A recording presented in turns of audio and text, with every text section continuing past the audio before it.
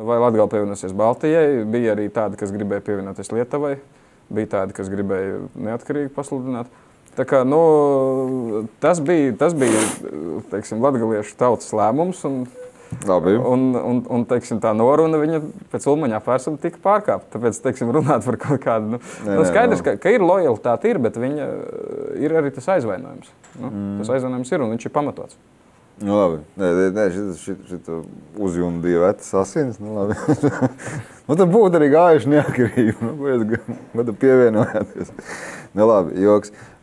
Saki man tā, tas, ko man daudz cilvēki prasījuši attiecībā uz pēdējo partiju vispār.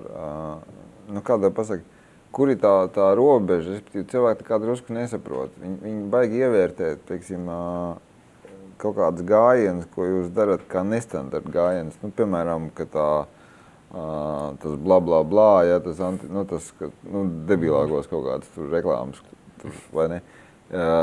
Es pieļauju, ka cilvēki ar interesi noklausījās arī to tavu uztaisīto dziesmu, tur tā pēdējā partija. Tas ir taču internacionāli, ne? Ja Nē, tā ir Bandiera Rossa. Bandiera Rossa, sorry. Ko nozīmē, ka nav muziķis?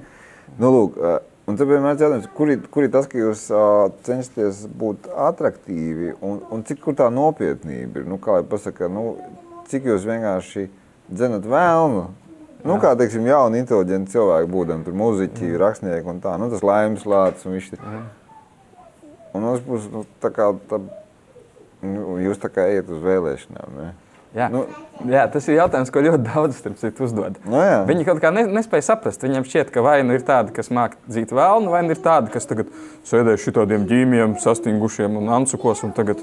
Bet mūsu pieeja ir tāda, ka mēs vienkārši esam brīvi, dzīvi cilvēki. Bet mēs neesam stulbi. Ja mēs varam par visiem šiem jautājumiem nopietni runāt. Tad laikā, ja mēs redzam, ka teiksim, tā situācija ir tāda, ka nav iespējas nopietni runāt, mēs varam par viņiem arī pajokot. Ja? Tad mēs varam gan. Ja, tas ir tas mūsu ceļš. Jo vienkārši ir tāda drusku nesapratne, tas tā kā happenings vai pieteikums politiskai ilgākai karjerai. Tas ir karjerai noteikti ne. Karjerai noteikti ne, jo tas nav mūsu pamatdarbs un nekad nebūs. Tā ir mūsu... Es par to domāju, ka jūs esat labi pieteikuši sevi, ieinteresējuši publiku.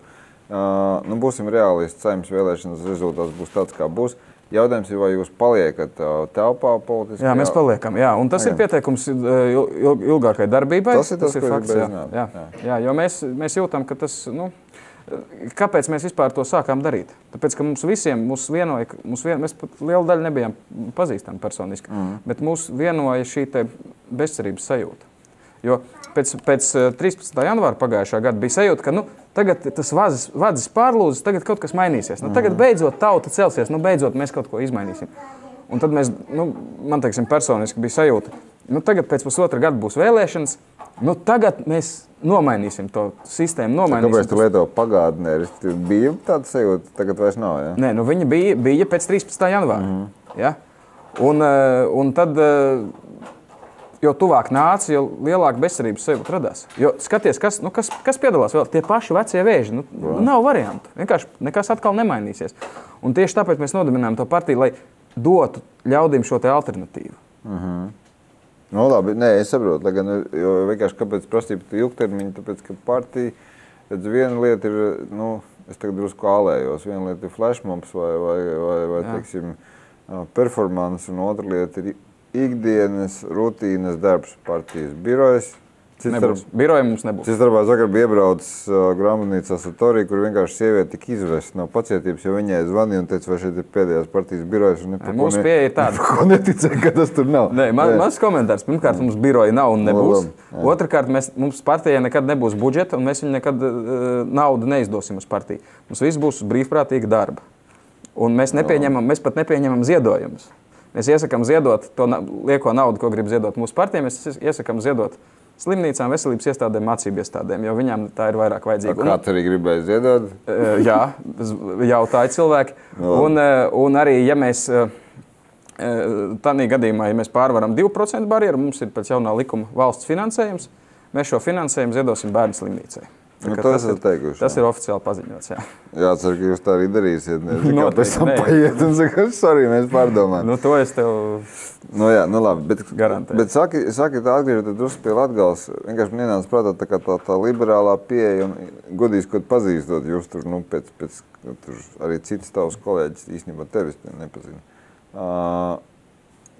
Katolicisma klātbūtne Latgalē, tas ir traucē, kāda tev pasaka?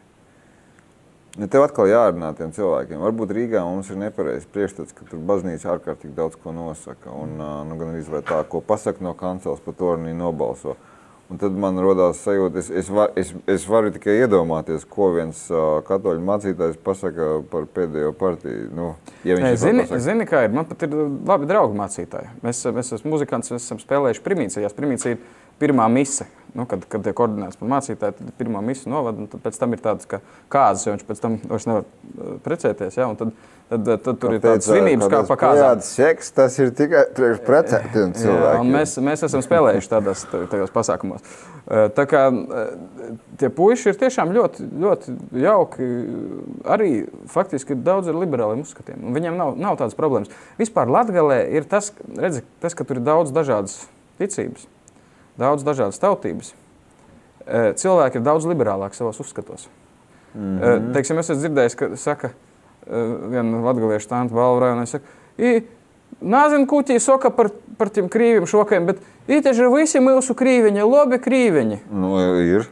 Saprot, cilvēki uztver tos, teiksim, arī krievus kā savējos, jo viņi dzīvo turpat blakus Sāģā. Un viņi dzīvo jau 100 gadu. Ja? Viņi ir savādāk, bet viņi ir kaimiņi. Un tāpēc Latgalē daudz vieglāk pieņemt, teiksim. Arī es esmu bijis situācijā, kad stāv, teiksim, cilvēku kompānija, kaut kad 5 cilvēki, un viņi 11 minūšu laikā viņi paspēja savā starpā parunāt poliski, latgaliski, latviski un krieviski. Viens vienkārši iesāk kaut kādu tiešo runu, pāriet uz to valodu, un tad turpina visi runāt tādā valodā. Ja?